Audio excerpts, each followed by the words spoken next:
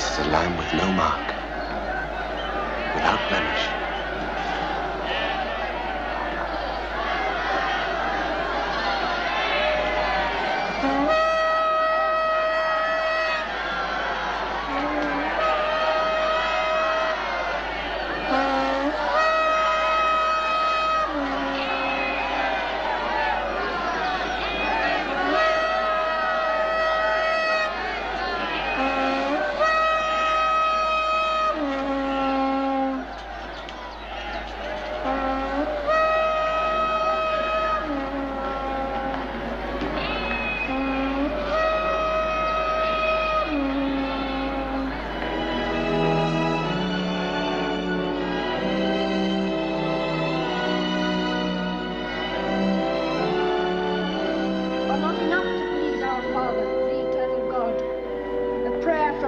Is more important.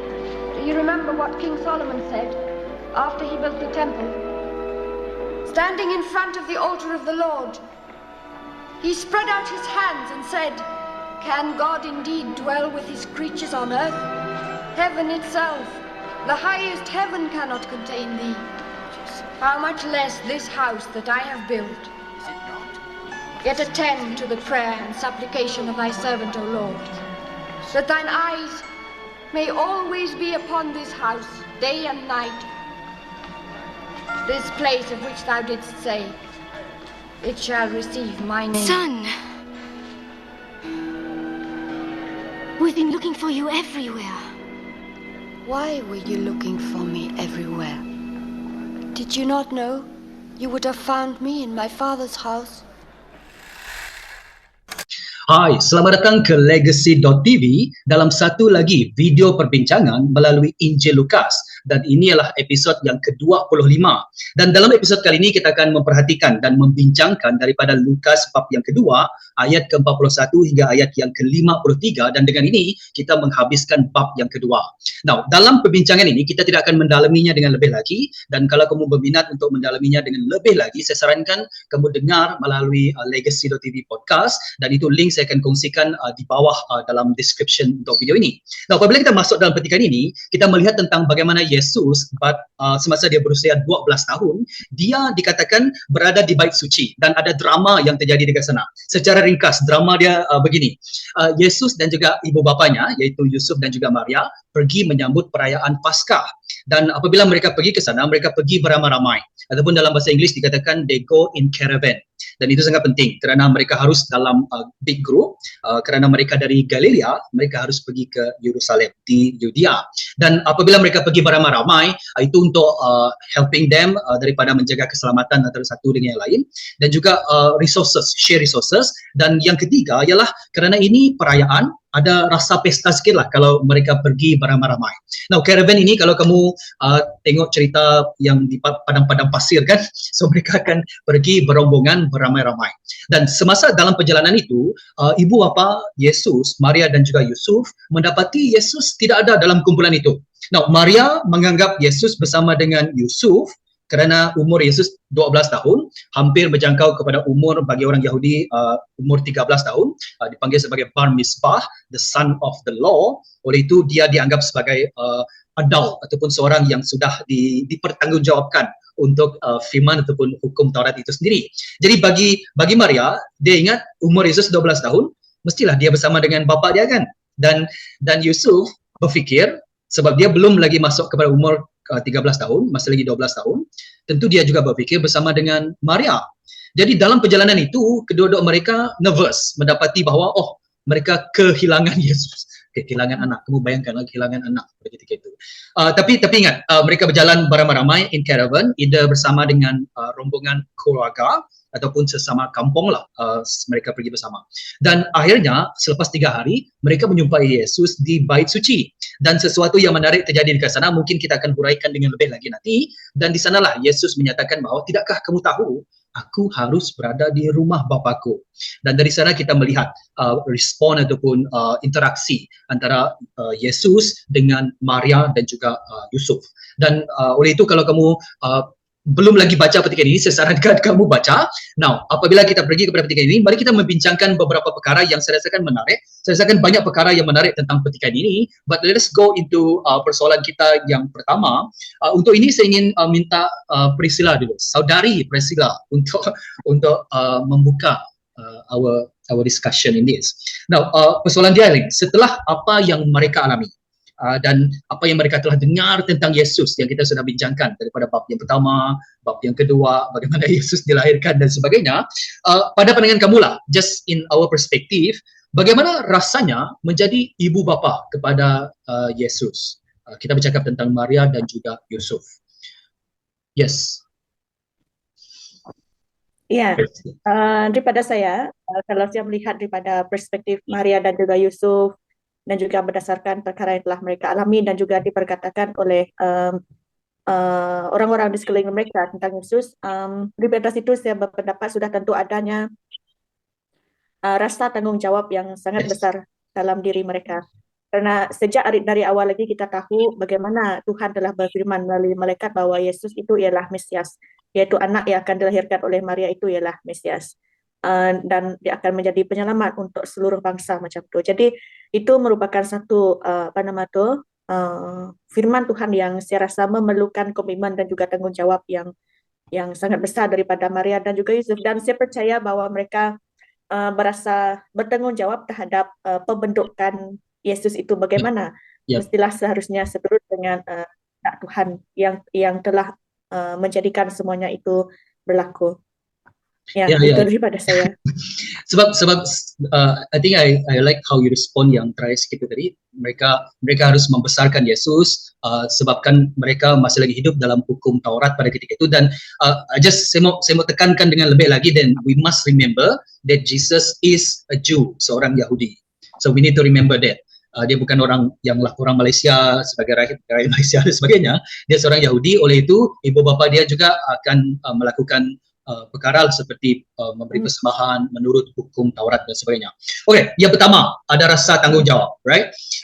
Dex, what are the things that you can see from this?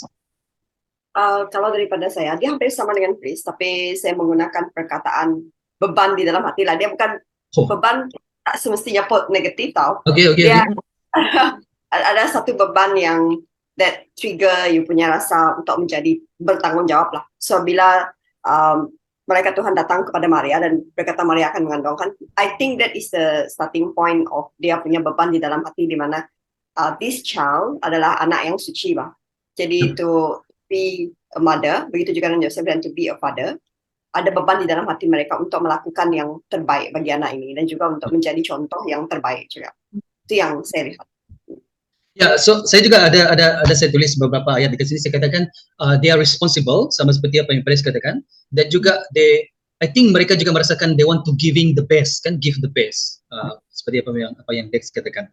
Now, let me just satu lagi yang saya perhatikan ialah yaitu saya rasakan kan selepas apa yang mereka dengar tentang Yesus juga, it is a very big responsibility, dan saya merasakan kedua-dua Maria dan juga Yusuf sangat-sangat mengandalkan Tuhan lah pada ketika itu. They become more reliable on God, dan this is something yang amazing, dan ini juga sesuatu yang luar biasa tentang anak ini yang akan dilahirkan. What are the things that yang juga kamu tulis dekat sini? Is there anything more, Pres?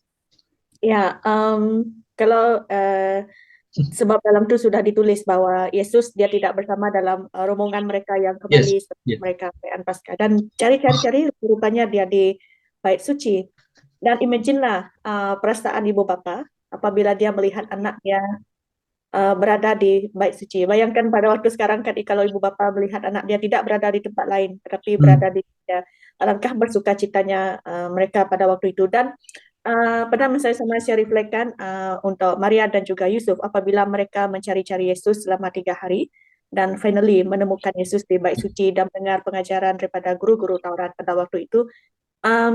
Saya percaya ada sukacita di dalam hati mereka kerana mereka tahu Yesus itu telah dibentuk ataupun semakin membesar mengikut ketetapan yang sepatutnya dilakukan oleh mereka pada waktu itu. Ya, apabila kamu cakap pasal mereka perasan yang Yesus hilang, kiralah hilang daripada pandangan mereka. Saya ingatkan kamu buat cakap pasal, they only have one responsibility, and that one responsibility pun tak dapat. Saya rasakan that nervousness, rasa yang sangat-sangat, this just satu saja responsibility ini pun hilang tentu. So just I can imagine what happening dengan mereka. Dex, is there any more that come to your mind for this first round of question? Ya, saya ada tulis kerisauan, lepas tu anak panah, kelegaan, and then anak panah lagi proud and fulfill lah. Proud, bukan proud yang bos yang macam menunjuk tu, tapi ada perasaan yang ini mereka jaga Yesus dari anak itu dari bayi sampai umur 12 tahun and melihat apa yang Yesus lakukan. Ada satu perasaan yang fulfill dan proud di dalam diri as a parents lah. Saya rasa seperti itu. Kerisauan itu of course bila anak itu hilang kan. Sebab dari awal anak itu adalah the grace of God. Tuhan yang nyatakan kepada dia. Mesti ada perasaan, aduh mana budak budak hilang. Dia mesti ada perasaan macam tu. And then waktu mereka cari itu, bila dia jumpa ada perasaan kelegaan, dan bila dia mendengar apa yang Yesus lakukan di bait suci itu, ada perasaan fulfill dan juga perasaan proud di dalam diri mereka. Itu yang saya rasa. Yeah. And how they live as kita in the realm of speculation, tapi saya harap it is biblical speculation. Yaitu saya juga melihat mereka sebagai it's a process of parenting kan, sebab mereka tak pernah menjadi parent before this. So this ada proses, dan ianya menunjukkan kita tentang example of you learn as you go lah, dan sebagainya. Dan satu lagi yang saya perhatikan juga, kedua-dua mereka, terutama sekali dengan Maria, sebab dikatakan selepas semua perbualan yang terjadi, dikatakan Maria menyimpan segala perkara di dalam hatinya. Itu bukan kali pertama kan yang kita baca. Ada juga kita baca apabila si Simeon dan juga Anna mengatakan sesuatu tentang anak ini, yaitu Yesus. Dia juga menyimpan hal ini dalam hati dia. I think Maria, lebih-lebih Maria, dan saya rasakan juga Yusuf, saya merasakan they also wondering what will become of this child. Apa yang akan terjadi dengan anak ini? And they are always living in surprise lah pada pandangan saya. Dan one of the surprise ialah apabila Yesus umur 12 tahun, they discover yang Yesus berada di bait suci, dan lebih-lebih dengan kata-kata yang Yesus sampaikan lah. So before we proceed kepada yang seterusnya, is there any more things that come to your mind? Mungkin ada tertulis ataupun just pop up in your mind as we discuss this. Ya, daripada saya buat masa ini belum ada. Yep. Ya. Let us go to the second question. Mungkin saya mulakan dengan Dex. Dan apabila kita perhatikan tentang petikan ini, and he is quite young at this time. Sebagaimana saya katakan tadi, hanya dalam Injil Lukas saja dikatakan tentang Yesus berumur 12 tahun, dan itu pun hanya ada satu insiden saja yang dituliskan oleh Lukas dalam petikan ini. Jadi berdasarkan petikan yang agak ringkas ini, siapa Yesus yang kamu perhatikan dalam petikan ini? What are some observation that you see from Christ? Yes, Dex. Bila saya membaca petikan ini kan, there is a time yang tidak boleh juga lari daripada pikiran saya, dia ini adalah Tuhan, so he could do this. But then I try to look into kemanusiaan dia sepenuhnya, which I found that this Yesus pada saat itu adalah Yesus yang full of knowledge and wisdom, despite of dia punya age yang sangat muda, 12 years old kan, dia boleh melakukan ataupun menjelaskan tentang firman Tuhan dengan sangat membuatkan orang dekat situ wow, dan orang yang mendengar itu bukan calang-calang orang juga. Dia berada di bait suci, kita tahu kalau orang yang di bait suci saat itu ada orang yang mengajar tentang firman Tuhan, ada orang yang datang dan mendengar.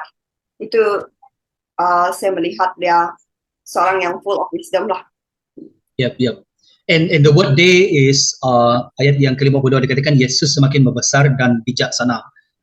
It's also the word for that is he growing into wisdom juga. So you can see the both side of Jesus, the humility of Jesus, dan juga dan nanti kita lihatlah tentang lainnya. Press for you. Ya.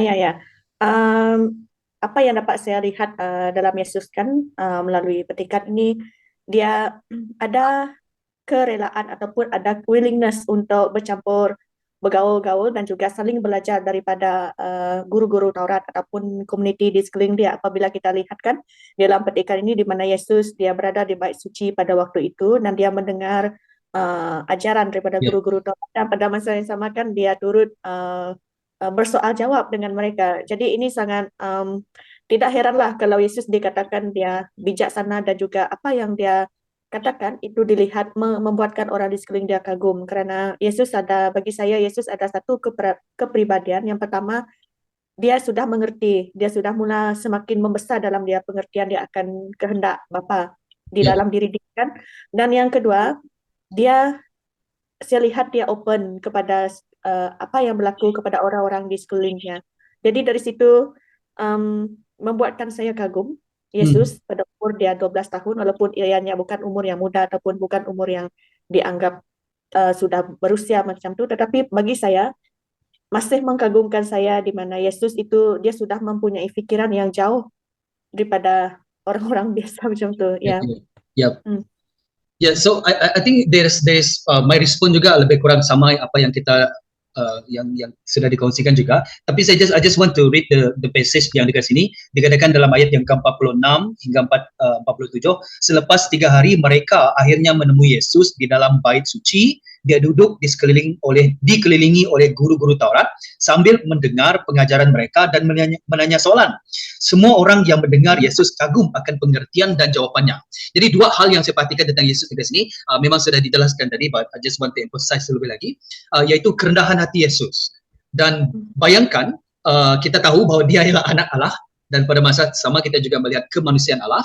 That is paradox. Paradox bermaksud 2 perkara yang seolah-olah berbeza, tapi sebenarnya it is not against one another. For example, just bagi perkongsian sikit lah.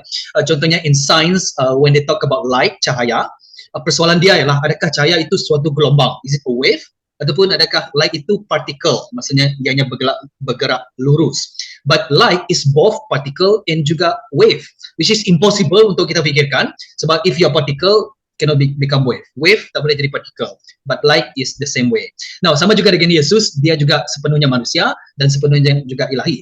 So, dari segi kemanusiaan Yesus, saya melihat dia seorang yang sangat-sangat rendah hati kerana dikatakan dia mendengar, dia dengar dan dia juga bertanya soalan. Now, bertanya soalan can become, satu bertanya soalan because you don't know. Satu lagi bertanya soalan you want to emphasize something. Sebab kita juga boleh beri jawapan dengan bertanya soalan kan. Kamu rasa mandi bagus ke tidak? Macam itulah. So the obviously is baguslah mandi, tapi kita bentuknya soalan in that way. Dan begitu juga saya melihat bukan hanya kerendahan hati Yesus, saya juga melihat kebijaksanaan Yesus sebagaimana yang telah dikongsikan tadi. Dikatakan pengertiannya, mereka kagum, wow dengan pengertian Yesus dan juga jawapan yang diberikan oleh Yesus. So you can see the balance between dia dengar, dia tanya soalan, at the same time pengertian yang dia sampaikan dan juga jawapan yang dia berikan. So this is something they have found from Jesus. Is there any more yang kamu perhatikan dekat sini? Dex? So setakat ni itu je yang saya perhatikan setakat inilah. Kalau nanti kan tengah-tengah ongoing tu ada benda yang pop out, then I will speak out. Yes. Pres? Ya, saya juga tertarik apabila saya melihat di dalam ayat yang ke-51 itu kan, selepas dia jawab bahwa bukankah aku harus melakukan kehendak Papaku? Kan dalam ayat yang ke-50 kalau tersilap. Lepas tu pada ayat yang ke-51 ada dikatakan bahwa dia taat kepada ibu bapa dia, yaitu kepada Maria dan juga Yusuf. Di situ kita melihat pertama ialah ketaatan Yesus kepada kehendak Allah Bapa. Ya kan, dan kedua ialah ketaatan dia kepada Yusuf dan juga Maria, walaupun kedua-duanya bukan ibu dan juga bapa kandung Yesus kan, tetapi dia ibu kandung tapi ibu kandung saya. Yusuf ialah bukan bapa kandung. Ya. Tetapi dia menunjukkan ketaatan kepada orang tua dia, dan situ menunjukkan bahwa kepribadian Yesus itu dari kecil lagi kita sudah lihat dia taat ataupun setia kepada kehendak-kehendak bapa dia. Okay? Ya, di situ saya belajar betapa Yesus dia tahu siapa dia, tetapi pada masa sama dia taat juga kepada Maria dan juga Yusuf. So in English, saya dapati in English it says that he subject unto them or he submit unto them. So either way is subject ataupun submit, maksudnya dia berada di bawah ketaatan pada ibu bapa dia dekat sini. Actually kita saya sudah bincangkan, if you want to know more dekat Legacy TV podcast, ayat untuk ibu bapa di sini actually apabila Yesus kata mengapa ibu bapa mencari aku, terjemahan yang lebih bagus lagi, sebenarnya mengapa kamu mencari aku, merujuk kepada Maria. Sebab Yesus tak pernah panggil Yusuf sebagai bapa dia lah. Ya, sebab kita tahu, sebagaimana Yesus katakan, aku mengerjakan kerja Bapakku, kata Yesus Kristus. Nah, saya juga melihat, selain pada ketatan itu juga, saya melihat bahawa ada something tentang, okay, this is mystery ya, saya tak boleh explain, neither of us can explain, tapi seolah-olah Yesus sedar dalam kemanusiaan dia, Tuhan itu Bapa, which is interesting. Adakah ini kesedaran yang terjadi pada ketika ini, sebab dia katakan bahawa tidakkah ibu dan ayah, sebenarnya tidakkah kamu mengetahui aku harus melakukan kerja Bapakku, my father's business, or in my father's house, dan dia memanggil Tuhan sebagai Bapa. And that is something yang interesting, sebab kalau kita baca dalam Injil Yohanes, apabila Yesus menggelar Tuhan itu sebagai Bapanya, orang yang mendengar itu berkata, mana boleh kamu menyamakan diri kamu dengan Tuhan. Dan di sini kita melihat macam mana aku cakap, kalau ada pipe kan, ada leakage sikit, ada leakage ya, dalam kemanusiaan Yesus, ada leakage of the divinity of Jesus. Apabila dia menyadari bahawa dia, Tuhan itu ialah Bapanya. Which is interesting. I have one more thing yang saya ada dekat sini. Is there anything that others come to your mind tentang Yesus yang kamu perhatikan dekat sini lagi? Daripada saya tiada. Yang menarik tentang Yesus ialah dia grow holistically. Dia grow secara holistik. Dan contohnya kalau kita lihat Yesus secara fizikal, ayat yang sebelum ini, Lukas bab yang kedua, ayat yang ke-40, anak itu semakin membesar dan bertambah kuat serta penuh dengan kebijaksanaan, kasih kurnia Allah ada padanya.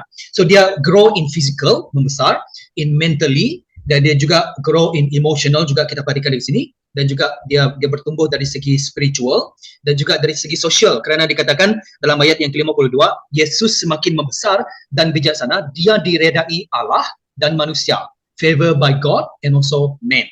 Dan ini saya melihat the holistic growth of Jesus kan, sesuatu yang all of us we need to grow in our spiritual life.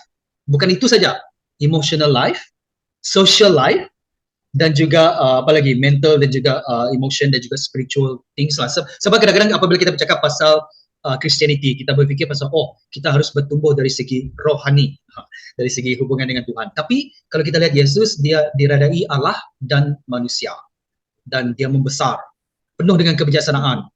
Sometimes orang umur dia dah besar tapi kebijaksanaan tu tak bertumbuh langsung. So as a Christian, we can see that this is the holistic way apabila kita melihat tentang Yesus Kristus lah. So let us go into persoalan yang ketiga. Maybe I want to start dengan praise.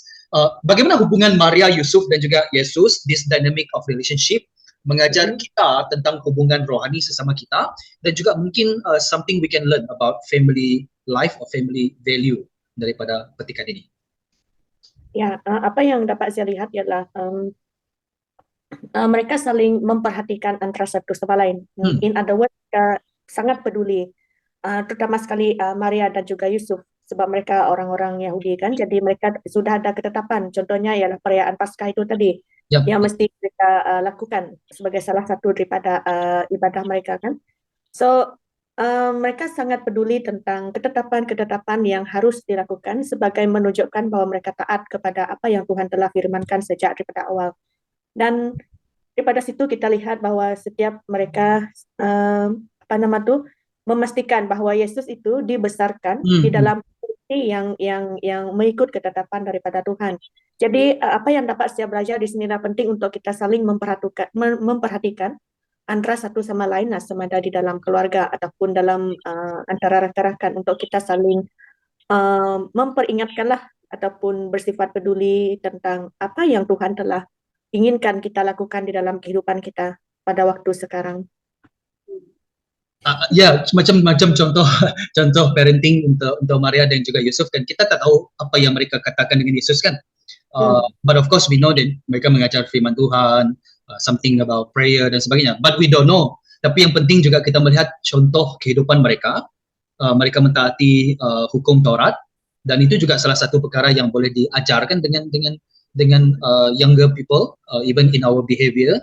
Dan juga sikap kita lah, not just words, which is both important. Dex, what for you? Saya rasa hampir sama sebenarnya. Sebab yang saya tulis dekat sini adalah responsibility to ada example of faith dan juga example of actions itself lah. Kalau kita bercakap dengan orang, saya adalah seorang Kristian yang mentaati Tuhan Yesus, but you don't show the example of action kan, just by words. Memang susah untuk orang percaya dan mengikuti lah. So kadang-kadang words itself orang boleh dengar masuk telinga kiri keluar telinga kanan, but action when you do it consistently, especially to the close family lah, either parents to children ataupun big sister to kamu punya adik kecil, ataupun you towards your niece or nephew, towards your cousin and so on kan. Bila you have the consistent action yang menyatakan saya hidup sebagai, this is how my life changed after I became a Christian, dan benda itu lama-kelamaan akan menjadi ikutan bagi mereka, sebab mereka melihat this person is very consistent di dalam apa yang dia buat. Itu yang saya lihat lah, to be the example of faith, dan not in words but also in action. Yep. I think it's a bit lacking in our society today, but at the same time juga saya melihat ada beberapa contoh parenting ataupun elders yang melakukan firman Tuhan dengan perbuatan mereka dan memberi contoh-contoh yang terbaik lah. Dan ini sangat-sangat diperlukan lah.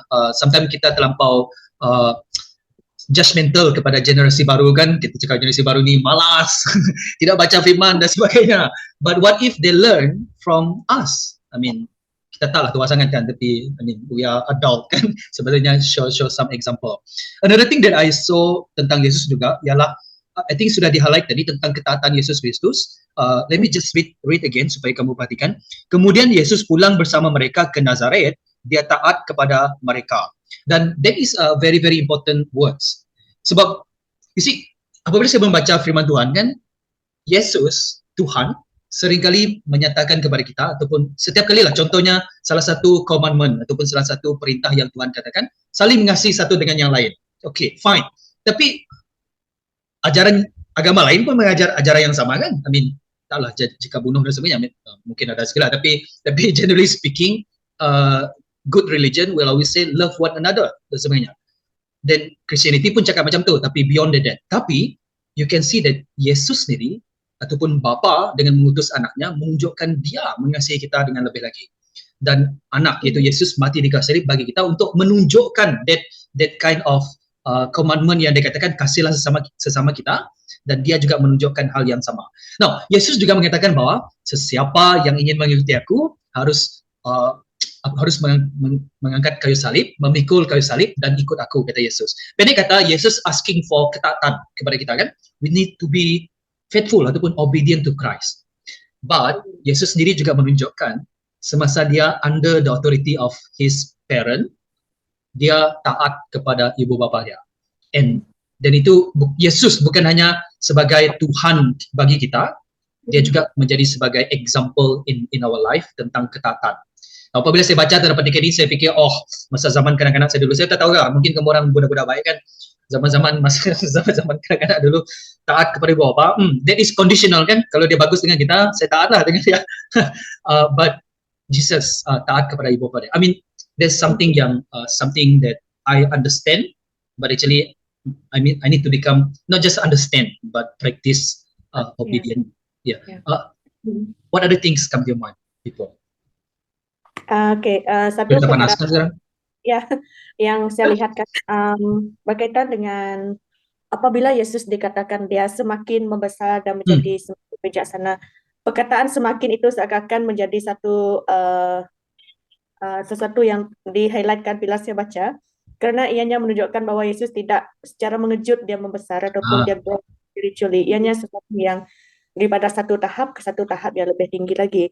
Dan bila kita aplikasikan kan dalam kehidupan rohani kita pada waktu sekarang kan, kadang-kadang sebab dunia kita sekarang kan semuanya instant messaging, instant coffee, semua mau cepat kan.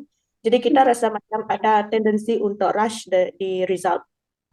Jadi contohnya kan dalam pelayanan mungkin kita perlu beri peluang lah untuk melihat orang-orang yang kita layani itu sama ada mungkin muda-mudi ataupun mungkin kanak-kanak sekolah minggu, untuk mereka bertumbuh semakin bertumbuh meskipun perlahan, tetapi beri mereka peluang untuk mereka terus membangun daripada segi spiritual. Dan peranan kita ialah kita perlu buka jalan macam Yusuf dan juga Maria tadi, mereka open the way untuk Yesus itu belajar ketetapan-ketetapan yang telah ditetapkan oleh Allah Bapa macam tu kan. So dari situ kita banyak yang boleh kita belajar daripada sini kan, iaitu untuk kita punya ada peranan untuk membiar ataupun untuk nurture orang lain untuk terus semakin membangun di dalam iman mereka. Ya, dan juga untuk iman kita sendiri kan. Ya, betul. Sebab you see apabila kita buat video sekarang, kita discuss about petikan ini, mungkin 1 tahun akan datang kita tengok lagi video yang sama, tengok yang ini, dan kita terfikir, sebenarnya ada lagi poin yang lebih menarik ataupun yang ada lagi yang kita boleh belajar dari sini. But we are in the process of growing juga kan. But we never stop here. We need to continue to grow. Dan example yang Yesus berikan ini give us encouragement. Sebagai kita katakan tadi, holistically lah, bukan hanya secara fizikal tapi emotional, spiritual, social, dan juga mental. Dex. Ini mau dia. So saya tengah berfikir tadi macam mana saya mau susun ayatnya. Sebab saya surrounded dengan kanak-kanak maksudnya bukan orang yang sudah dewasa yang macam kita lah, surrounded dengan kanak-kanak, dan juga kalau pergi ke church pun ada kanak-kanak juga kan. Jadi ada juga orang besar, tapi macam kanak-kanak tu lebih attracted dengan kita kan. Jadi apa yang saya lihat ialah bila melihat kepada adik sendiri ataupun anak-anak buah yang kita dekat dengan kita, dan juga anak-anak di gereja yang menjadi tanggungjawab kita bila kita diberi tanggungjawab untuk mengajar di sekolah minggu kan.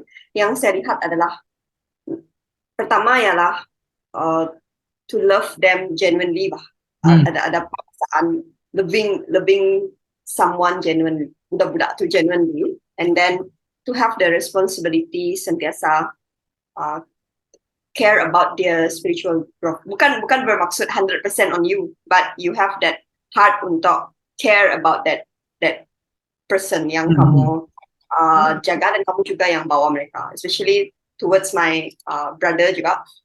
Kadang-kadang kita bila dengan orang luar tu kita rasa macam dengan ini saya boleh mengasihi dia secara genuine, tapi bila dengan family, because dia tahu perangai kamu, mau tahu perangai dia macam mana kamu di rumah, orang tahu kan ada kat luar kamu lain, di rumah kamu lain. So it is something yang hard for you to be like that. Tapi bila saya melihat kepada Maria dengan Yusuf kan, bagaimana mereka mengajar, the responsibility of diorang mengajar Yesus tentang siapa itu Tuhan, tentang firman Tuhan. So it is something yang saya boleh belajar daripada, to bring it to my own home, my own house, my own family. Itu yang saya lihat lah. So saya sebagai seorang Kristian yang tidak juga mau cakap telah mengenal Tuhan, saya betul-betul kenal Tuhan, but at least we are growing stage by stage.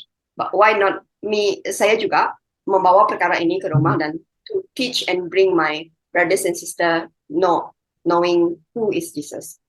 Yeah, because you are lebih matang lagi kan, just in the process. Kalau mau matang, kamu boleh pergi ke Sarawak, ada satu tempat dipanggil Matang. Terus stay dekat sana. Orang-orang matang dekat sana. Okay. Sorry kepada orang matang, mungkin kamu tonton dekat sini. Another thing that I look at this interaction yang kita perhatikan di sini, you see kamu boleh perhatikannya from different perspective. Kalau kamu mau cari kesalahan lah, kalau you want to cari kesalahan dekat kita, kamu akan melihat daripada Maria dengan Yusuf, hilang anak. Satu kesalahan tu. Dan kalau kamu mau cari kesalahan juga tentang Yesus Kristus, boleh. Kenapa lah Yesus meninggalkan diri dia di kayu salib? Kenapa dia tak cari ibu bapa dia? Kenapa hanya tanggungjawab ibu bapa sejak cari anak? So it depends dengan which perspective you want to see. Dan kalau kamu mau cari kesalahan, kamu akan jumpalah macam apa yang saya coba buat tadi. Saya akan kesalahan juga lah. Malah Yesus pun saya jumpa kesalahan. Sombong betul lah. But you see, regardless from whichever perspective yang kita perhatikan, kita melihat bahawa it's a process lah. Maria dan juga Yusuf to become a parent is a process. Dia tak suddenly become perfect parent. Yesus, I don't think yang apa yang Yesus lakukan itu salah, tapi daripada perspektif yang saya perhatikan melalui sini, kalau saya cuba mencari kesalahan, dia tak mencari ibu bapa dia, tapi stay in bait suci. Saya juga mendapati bahawa it is also it's a process juga to become sons and daughter to our parent lah. Let's say you don't like that words diletakkan kepada Yesus. Let's say you're not selesa dengan tu. Tapi just come back dengan kita juga, as the way our parent need to learn parenting, we also need to learn in the process to become a good daughter and juga a good son lah. Dan dalam hal itu, there will always be something tak puas hati kan? Tak puas hati dengan parent, tak puas hati dengan yourself dan sebagainya. And all this require forgiveness lah. Dan akhirnya Yesus taat kepada mereka, dan juga Maria dan juga Yusuf continue mereka traveling pergi ke Nazaret pada ketika itu. So what I'm trying to say is that parenting, especially Maria dengan Yusuf, is a process. I think they are learn on the go lah pada ketika itu. And as we learn on the go, dan apabila kita encourage people kan, orang-orang dewasa ataupun orang yang seumur dengan kita, sometimes kita bandingkan, oh mungkin saya tak macam ibu bapa ni, but it's okay. You learn along the way. Forgiveness, forgive one another, forgive yourself, dan sebagainya, and move forward. Okay, macam tak ada kaitan juga dengan persoalan kita tadi kan. Alright, before kita pergi kepada free flow, is there any penambahan lagi untuk persoalan ini?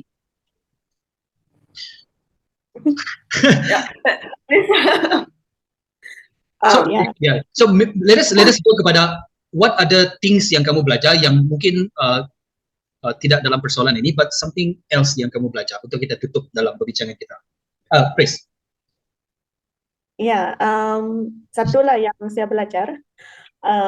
Di sini saya lebih spesifik kepada hubungan antara Maria, Yusuf dan juga Yesus, di mana saya percaya mereka saling belajar antara satu sama lain. Yesus sebagai anak belajar daripada ibu bapa, dan juga Maria dan juga Yusuf mereka juga turut belajar daripada Yesus. Ialah saya berharaplah apabila saya semakin meningkat usia, saya tidak ada satu sifat di mana saya dulu makan garam macam tu. Sebab kita memang sangat perlu untuk belajar sama ada orang yang lebih daripada orang yang lebih dewasa ataupun orang yang lebih muda daripada kita. So perlu ada keterbukaan sekiranya kita ingin ingin grow secara spiritual ataupun daripada segi mental. Kita memang perlu untuk saling belajar. Open untuk belajar dan juga diajar macam tu. Itu yang sebab kadang-kadang saya sendiri ada juga kesukaran untuk menerima pengajaran daripada especially bila perkara tu memang sudah lama saya macam pegang, sudah lama saya ada perspektif macam tu.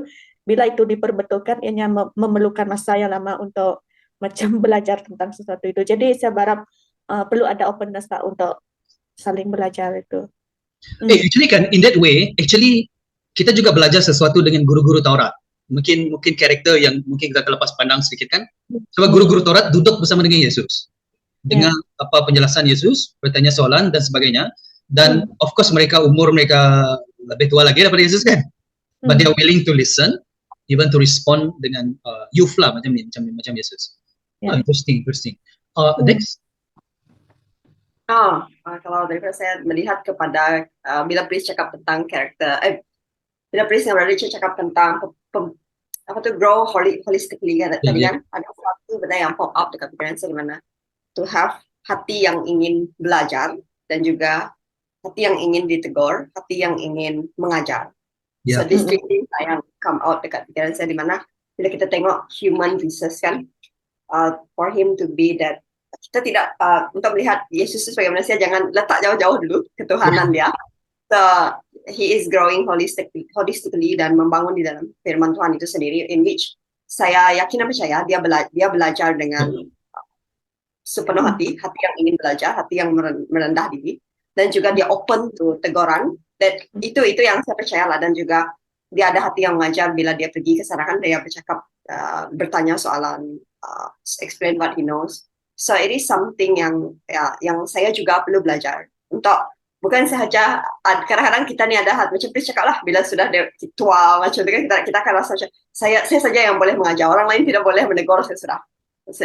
Ya, kita rasa offended bila orang yang lebih muda daripada kita menegur kita punya karakter ataupun menegur apa yang kita cakap itu salah kan, we rasa offended and we ada tendensi untuk menegakkan apa yang kita katakan itu betul dengan mencari fakta-fakta yang in which later on dia akan pergi kepada perkara-perkara yang kita sendiri cipta lah. Itu yang saya rasain, to apply it back kepada belajar tentang firman Tuhan. Ya, kalau kita tidak mahu diajar oleh orang lain, bagaimana kita mahu mengajar effectively dekat orang lain? Yep. Pres, atau you want to say something tentang apa yang Dex responkan tadi? Rasanya cuma saya sangat impressed dengan apa yang Dex sudah katakan kan. Kalau kita tidak mau diajar, macam mana kita mau mengajar orang lain, betul? Ya, perlu jadi peringatan juga. Macam mana? Sebab dalam perkara belajar dan juga mengajar perlu ada give and take macam tu. Tidak kita seorang, dia bukan one way punya direction, dia mesti ada two ways ataupun lebih daripada itu lagi kan. But just that remember juga, we not just become a good teacher, but also we need to be a good learner. And good learner juga bermaksud, although we listen to what people say dan sebagainya, but we need to process dengan apa yang kita dengar. Maksudnya I can learn from people non-Christian, but I need to process dengan apa yang mereka katakan. But we need to be open dengan sentuhan ataupun wisdom yang come from other people, even the non-believer. Tuhan juga boleh gunakan mereka. So let me just close this untuk highlight sedikit. Mungkin penonton di sini you fikir yang we discuss about this, mungkin we're missing the point tentang petikan ini. But apa yang Yesus katakan, tidakkah kamu ataupun ibu dan ayah mengetahui aku harus melakukan kerja bapakku, kata Yesus, doing my father's business or in the house of my father. Dan dekat sini kita melihat the linkage of the divinity of Jesus, dan sini kita melihat keilahian Yesus Kristus. Now, apabila saya perhatikan tentang Yesus Kristus, dan ini kita akan perhatikan dalam Lukas bab yang ketiga dan seterusnya, di mana Yesus memulakan pelayanannya, dia hanya memulakan pelayanannya apabila dia berusia 30 tahun. Dan maksudnya dia kena tunggu lagi, umur 12 tahun, tunggu lagi, still in the process background dan sebagainya. Hanya umur dia 30 tahun, barulah dia melakukan pelayanan yang kita kenal lebih kurang dalam 3 tahun, kemudian mati di kayu salib dan sebagainya. Dan apabila saya mengingatkan tentang Maria, satu ayat yang saya simpulkan di sini, walaupun Maria melahirkan Yesus, anak Allah, ke dunia, Maria juga perlu dilahirkan semula melalui iman kepada anaknya sendiri. And this is paradoks yang kita perhatikan. Yesus dilahirkan, anak Allah dilahirkan oleh Maria, tetapi untuk Maria dilahirkan semula ataupun diselamatkan, dia juga sendiri harus mengimani Yesus yang anaknya yang dilahirkan. So this is something yang interesting kerana yes, Jesus is under the authority oleh ibu bapanya pada ketika ini, dan kita melihat Yesus seringkali taat kepada Maria dan tidak pernah melakukan hal yang kurang ajar dengan Maria. Tetapi ini ada dia juga, Maria juga harus mengimani bahwa Yesus ialah anak Allah. Dan ini juga kita melihat Maria juga harus merendahkan diri, and something quite interesting, dia kan ibu kepada Yesus, tapi dia juga kena percaya kepada Yesus. Let me just say this, dalam Kisah Para Rasul bab yang pertama ayat yang ke-14 dikatakan Petrus dan juga para rasul, mereka menunggu tentang janji Tuhan Yesus tentang Roh Kudus, dan dikatakan dalam Kisah Para Rasul bab yang pertama ayat ke-14, mereka semuanya dengan sehati terus-menerus berdoa bersama orang perempuan dan Maria ibu Yesus serta saudara-saudaranya. Jadi Maria sendiri akhirnya menjadi pengikut Yesus Kristus. Because at the end of the day, although Jesus is the son of Mary, ultimately Jesus is the son of God. Dan Yusuf dan Maria is a very challenging process, harus mengimani anak mereka, Yesus Kristus. So that is what we see from this petikan tentang keilahian Yesus Kristus. We are finished here. Thank you very much everyone for your discussion. Cuaca di Sarawak panas, begitu juga di tempat-tempat kamu yang lainnya, kecuali kalau kamu berada di Rusia pada ketika ini. So let us close in this, dan juga kita akan kembali lagi dalam bab yang seterusnya, dalam Lukas bab yang ketiga. Sehingga kita berjumpa lagi. Shalom. Itu kan ayat yang rohani sikit. Shalom everyone. Bye-bye.